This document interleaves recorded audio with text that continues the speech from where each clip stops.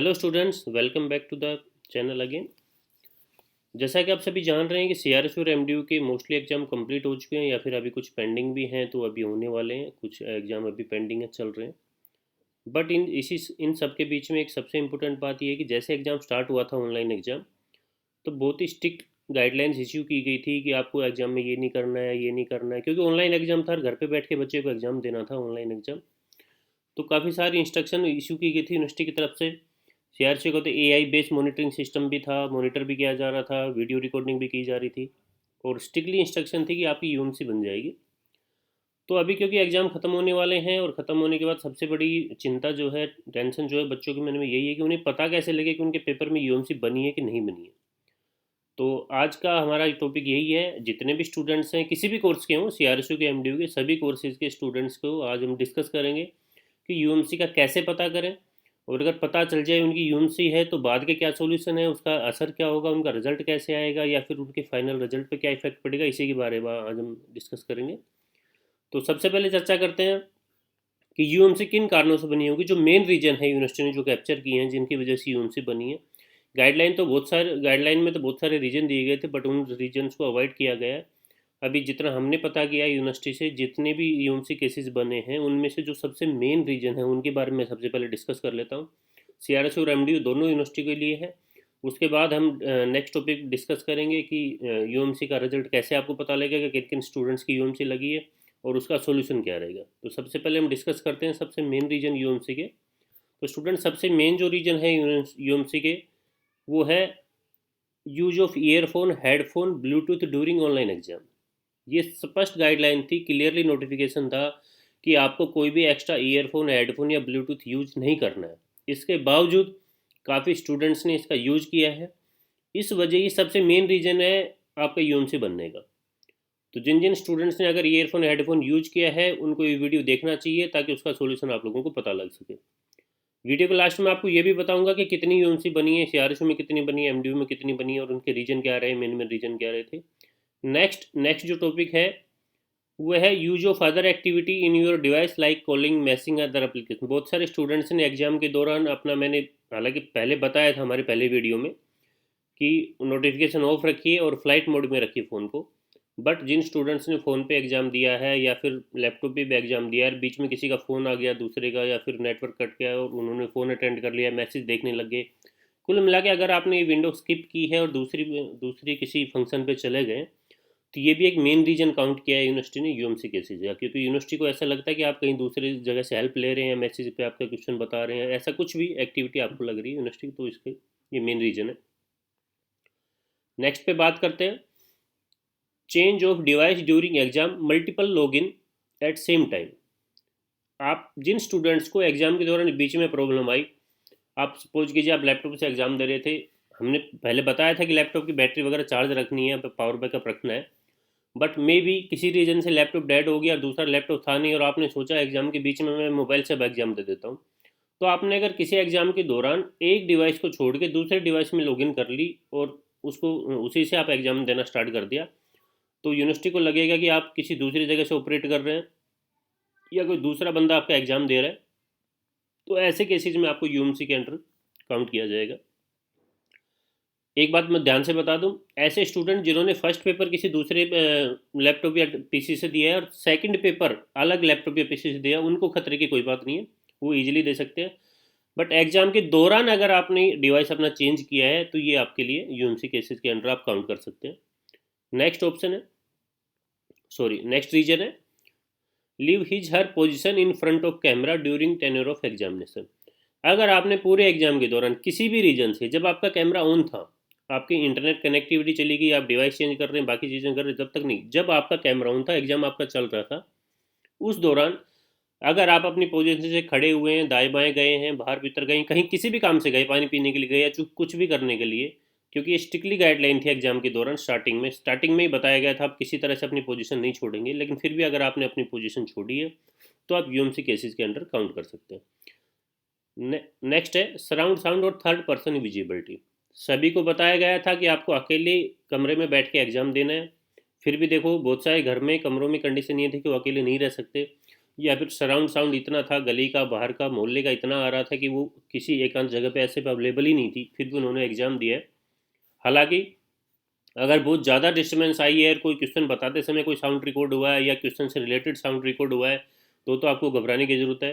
Third person visibility की बात करें तो कोई एक दो बार अगर कमरे में आया है तो यूनिवर्सिटी ने ज़्यादा काउंट नहीं किया है, बट अगर 4-5 लोग लगातार वीडियो में दिख ही रहे हैं और वो आपकी हेल्प करते हुए दिख रहे हैं तो आपको यूएमसी के अंडर काउंट किया गया है। ये 5 मेन रीजन थे, इसके अलावा कुछ माइनर रीजन भी हैं जो बहुत कम स्टूडेंट्स के लगाए गए हैं। लेकिन अभी तक की जितने हमने पता किया है, जो एमडीयू में और सीआरएचओ में जो यूएमसी बनी है, ये पांचों के पांचों सबसे मेन रीजन है जिन स्टूडेंट्स की यूएमसी बनी है। अब बात कर लेते हैं कैसे आपको पता लगेगा कि आपकी यूएमसी बन गई है कि नहीं बन गई है, और कैसे आपको मौका दिया जाएगा कि आपका रिजल्ट इफेक्ट होगा, कि आपकी साल खराब हो जाएगी। इन सभी बातों पर चर्चा कर लेते हैं। तो दोनों यूनिवर्सिटी की मैं चर्चा करूंगा, एमडी की और सीआरएचयू की। दोनों यूनिवर्सिटी की चर्चा कर रहा हूँ। सबसे पहले जो स्टूडेंट्स नए हैं, पहली बार वीडियो को देख रहे हैं, आपको बता दें चैनल आपके एग्जाम और एग्जाम से जुड़ी हुई सभी चीज़ें आपको सबसे पहले अवेलेबल करवाता है। तो आप जल्दी से चैनल को लाइक कर लें, सब्सक्राइब कर लें। आने वाले टाइम पे जितनी भी इन्फॉर्मेशन आपको सबसे पहले मिलेगी यहाँ पे। तो स्टूडेंट सबसे पहले डिस्कस कर लेते हैं सीआरएसयू का। जैसे आपके एग्जाम हो जाएंगे, सभी तरह के एग्जाम, सिर्फ एक कोर्स की बात नहीं कर रहा, सभी तरह के एग्जाम जैसे ही एंड हो जाएंगे, विद इन 10 डेज एक लिस्ट यूनिवर्सिटी इशू करेगी कि इन स्टूडेंट्स की यूएमसी हमने लगाई है। इस तरह का नोटिफिकेशन आएगा। ये पुराना नोटिफिकेशन है, मैं सिर्फ आपको बता रहा हूँ किस तरह से क्या होगा।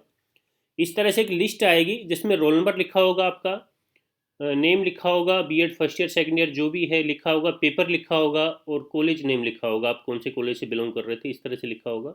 जैसे मान लीजिए हमारे शांति कॉलेज के कुछ स्टूडेंट थे, लिखा हुआ है ये सोनम कुमारी नाम होगा, B Ed first year, Shanti college of education, Shiksha Bharti. इस तरह से सारे कॉलेजों के नाम लिखे होंगे। इन बच्चों की यूएमसी लगी है। करना क्या होगा, इन बच्चों को, इन स्टूडेंट्स को एक मौका दिया जाएगा अपनी बात रखने का कि हमने जो नोट किया है एग्जाम के दौरान वो बात सही है या गलत है।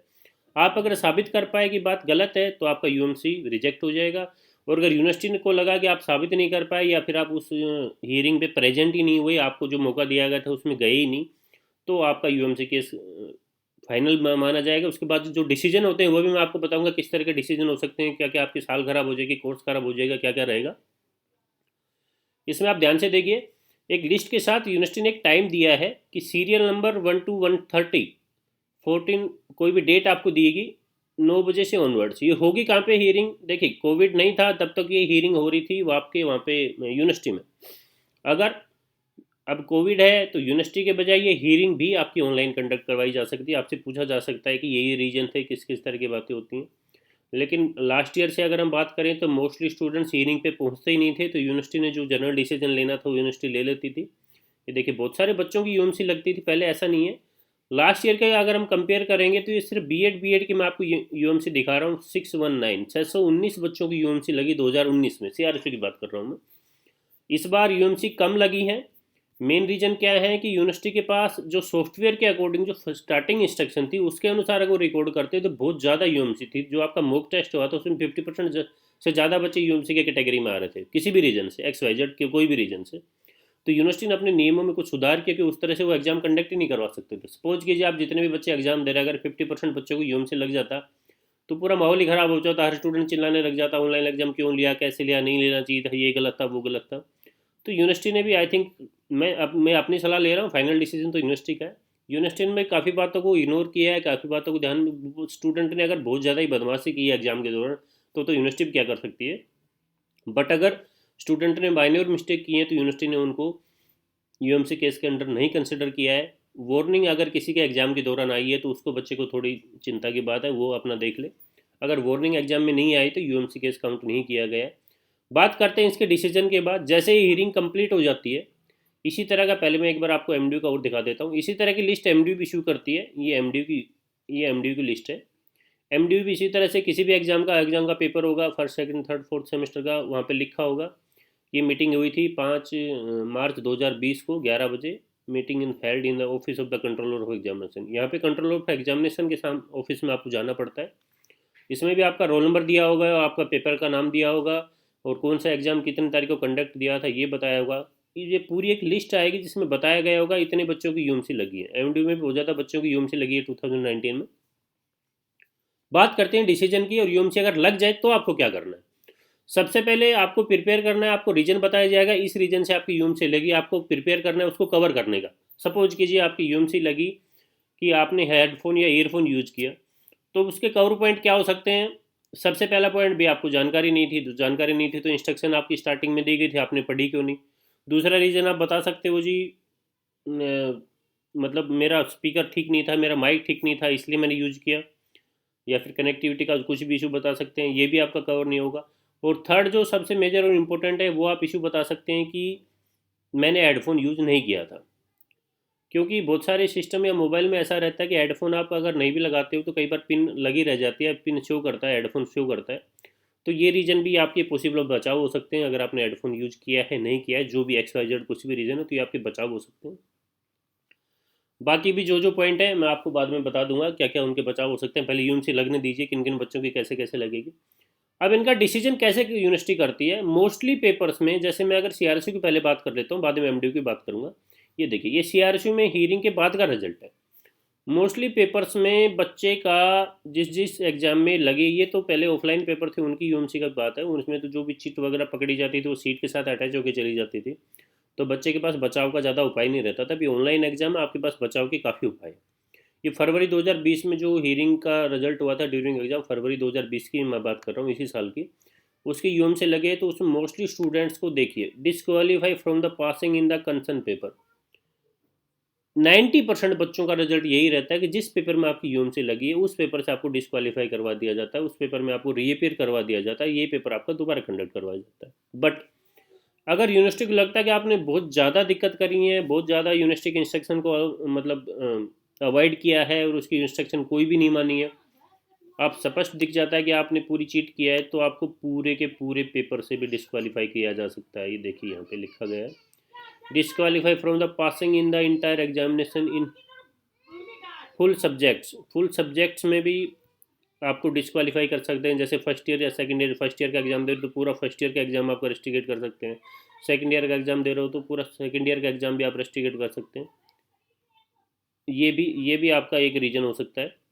और बहुत रेयर केस में ऐसा हो सकता है, बहुत ही रेयर केस में, वो तो कर रेगुलर एग्जाम के टाइम पर रहता था कि बच्चे ने मिसबिहेव भी किया एग्जामिनर के साथ भी, बहुत सारी अगर कॉम्प्लिकेशंस हुई हैं इस पूरे मामले में, तो आपको पूरे कोर्स के लिए आपको रोका जा सकता है, 5 साल के लिए बैन किया जा सकता है, 3 साल के लिए बैन किया जा सकता है। ये तो बहुत माइनर रीजन है।